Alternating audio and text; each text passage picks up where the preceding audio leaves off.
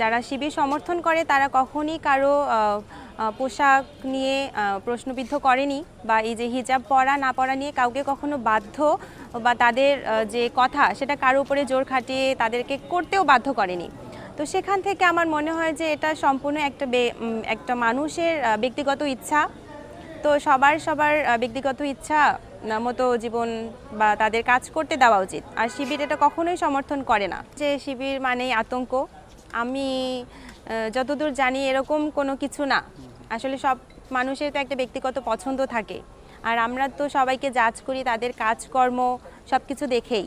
তো আমি এই প্যানেলে যুক্ত হওয়ার পর থেকে যতদূর কাজ করে আসতেছি, আমার কাছে মনে হয়েছে যে না, এই জিনিসটা আমার জন্য সেফ।